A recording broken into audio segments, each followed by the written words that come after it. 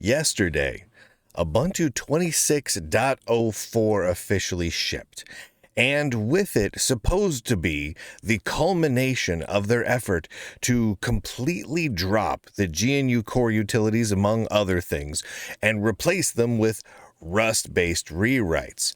Well, things didn't go quite according to plan. Apparently, things got so bad with the Rust-based rewrites internally at Canonical that they hired an external research firm to come in to look into some serious concerns they were having, and the end result is a literal mountain of security vulnerabilities. A huge portion, I think there was 40 or 50 CVEs that were filed, 113 significant issues, and some issues being so severe that they weren't able to ship significant portions of the Rust-based rewrites in this version, and they're recommitting, though. They're recommitting to 100% Rust-based, Rust rewritten components come with the next release in 6 months, so in 26.10.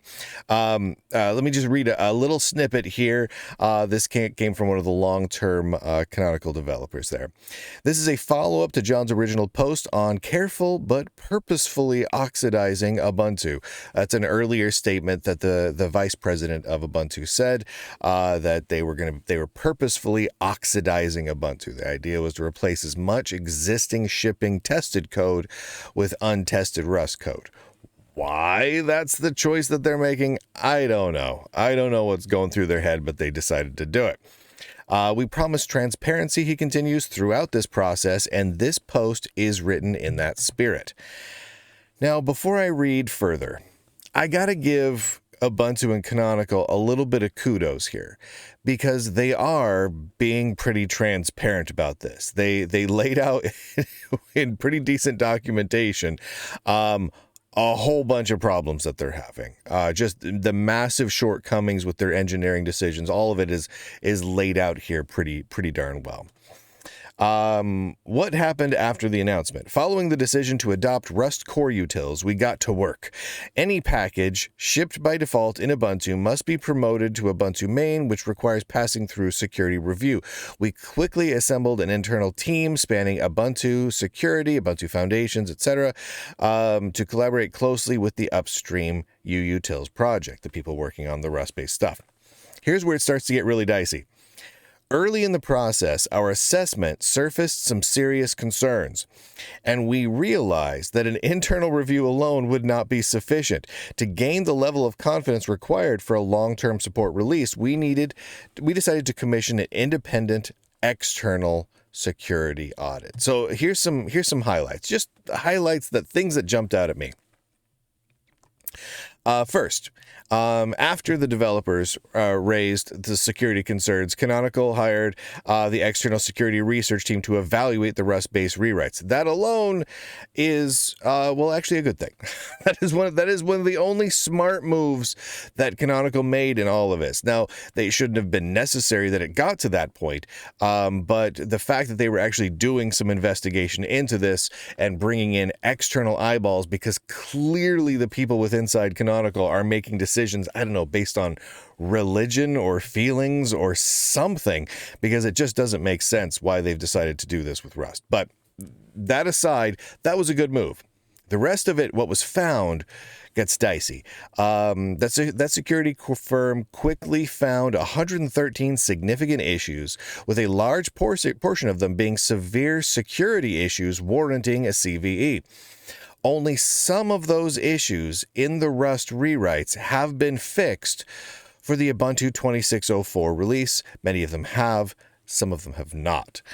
So they found issues. They haven't fixed all of them yet, but the long-term support release is already out. And I really want to drive this point home. Ubuntu 26.04 is shipping with significant known issues in the new Rust Coreutils. And that doesn't even include all of the unknown issues that will only be found through ever further actual usage. But I digress. Some of the most critical Rust rewritten commands, such as CP, MV, and RM, kind of important, were found to contain a large number of significant time of check to time of use issues, the kind of issues which create pretty significant race conditions and vulnerabilities based on that. These are the kinds of conditions that are all too often exploited in some of the big CVEs that get out there. So the issues here are significant. So much so that CP, MV, and RM will not be shipping in Ubuntu 26.04. They did not ship with it. Even with the clear, it's fine, whatever, Ubuntu 26.04's Rust rewritten components can contain bugs policy, I'm paraphrasing, the issues with CP, MV, and RM were simply too severe even for the Ubuntu engineers to ship. It is worth pointing out that despite this undeniably disastrous rollout of the Rust-based rewrites of Coreutils, the Ubuntu team plans to ship the next release 6 months from now, 26.10, with 100% of the GNU Coreutils replaced with the currently comically broken Rust-based rewrites. So they've got 4 months to get it out the door. Here's a screenshot that's just a partial list of the CVEs. It's absolutely ridiculous. It's absolutely nuts. 113 severe issues found just off of one round of consulting work from an external firm who were basically like, yeah, these are not ready to ship.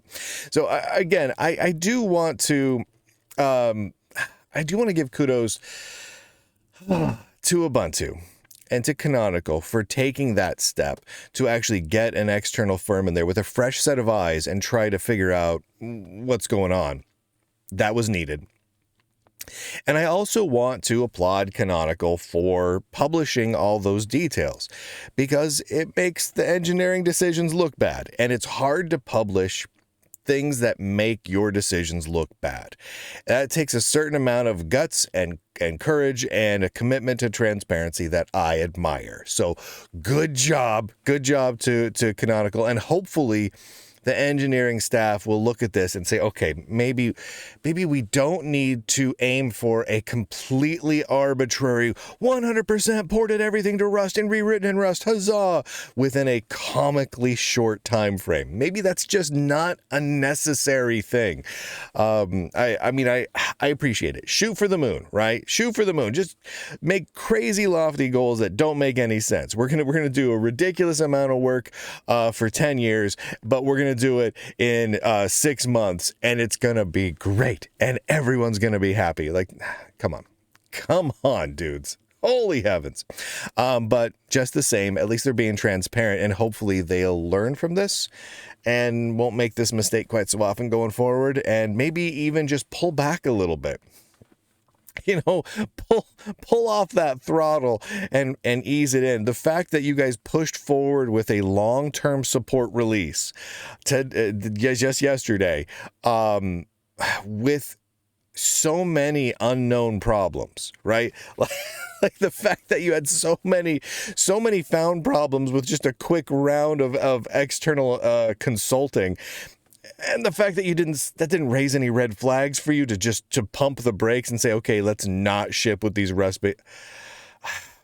You got to learn from your lessons, guys. You got to learn from your lessons. Thank you to the Lunduke Journal subscribers. Where's my webpage at? There's my webpage, for making it possible to do this sort of work. I absolutely, positively, totally could not do this without you. So thank you once again to all of you, your monthly, yearly, and the lifetime subscribers. The lifetime subscribers, of course, can go on the retro computer themed walls of shame, of which there are now 6 full walls, though this wall is getting a couple of tweaks this next just like a day or two, where I'm fixing some typos and adding a few names I missed, but whatever, this sort of thing happens. There is a new wall number 7, the Solaris 9 Spark Station Wall of Joy. I'm pretty excited about this one. I know it may not end up being as popular as the Amiga wall was, with people just jumped on top of that, but there's something special about the Spark Station wall. That Solaris wall with that common desktop environment. Oh, baby. I love it. And with that, ladies and gentlemen, it's all up at lunduke.com. Go clicky. Boys and girls, nerds and nerdettes, across the inner tubes, I do declare, end broadcast.